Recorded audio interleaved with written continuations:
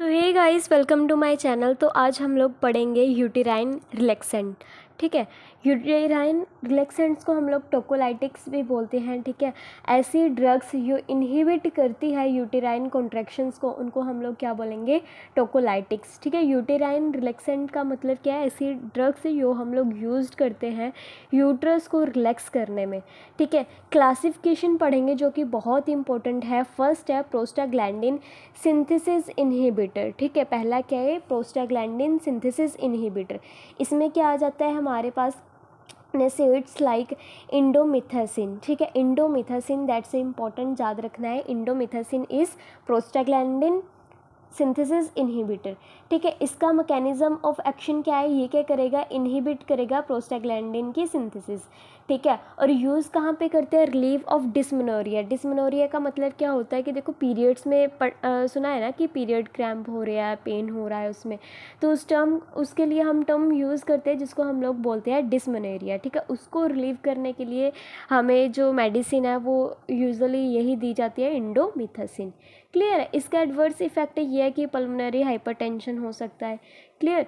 Second में क्या है? Calcium channel blocker. ठीक है, इसमें तो वही निफेडिपिन। ठीक है, ये क्या करेगा?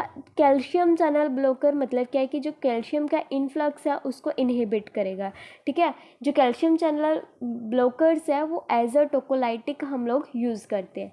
थर्ड क्लासिफिकेशन है that is beta adrenergic agonist. ठीक है, इसमें वही सालब्यूटामोल, टर्ब्यूटालिन, ठीक है, रिटोड्रिन, ये सारे आते हैं।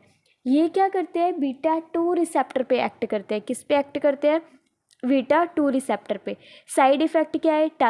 Tachycardia, palpitations, अरिदमियाज, pulmonary oedema, hyperglycaemia, hypokalaemia, ये सारे साइड इफ़ेक्ट्स हैं किसके? Beta adrenergic agonist. क्लियर है? कॉन्ट्रा इंडिकेशंस क्या है कि प्रेग्नेंट वुमेन है, ठीक है, किसी को हार्ट की डिसीज़ है ना, तो एक मेडिसिन है दैट्स वेरी इंपॉर्टेंट, उसका नाम याद रखना है अटोसिवान। ठीक है, ऐसे याद रखना, अटोसिवान। अटोसिवान क्या है? ऑक्सीटोसिन रिसेप्टर एंटागोनिस्ट है। ठीक है, ये क्या करेगा? ऑक्सीटोसिन को ब्लॉक कर देगा, जिसकी वजह से क्या होगा कि जो यूट्रस है वो क्या हो जाएगा? रिलैक्स हो जाएगा। ठीक है, अटोजिवान, ये इंपॉर्टेंट है।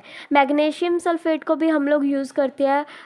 बताती हूँ कि मैग्नीशियम सल्फेट को हम लोग कब यूज़ करेंगे। देखो, जैसे जब कभी है ना किसी पेशेंट में बीटा एडिनर्जिक एगोनिस्ट काम ना करे, ठीक है, यूज़फुल ना हो, तब हम लोग क्या करेंगे, या फिर ये कॉन्ट्रा इंडिकेटेड हो, तब हम लोग जो है मैग्नीशियम सल्फेट देते हैं आईवी रूट के थ्रू। क्लियर है? इसका और एक्शन क्या है? ये डिप्रेसेंट एक्शन शो करता है कहाँ पे? यूट्राइन स्मूथ मसल्स पे, सेंट्रल नर्वस सिस्टम पे और मायोकार्डियम में। क्लियर है? और क्या क्या दे सकते हैं हम लोग यूट्रस को रिलैक्स करने के लिए? पहला तो है प्रोजेस्टेरोन। ठीक है, जो क्या करेगा? हमारे यूट्रस को रिलैक्स कर देगा। आ गया नोडोनॉक्स, नोडोनॉक्स।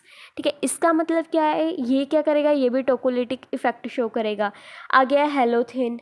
ठीक है, हेलोथिन पढ़ा होगा आप लोगों ने एनेस्थीसिया में, तो वो भी क्या होता है? पोटेंट टोकोलिटिक इफेक्ट दिखाता है। क्लियर है?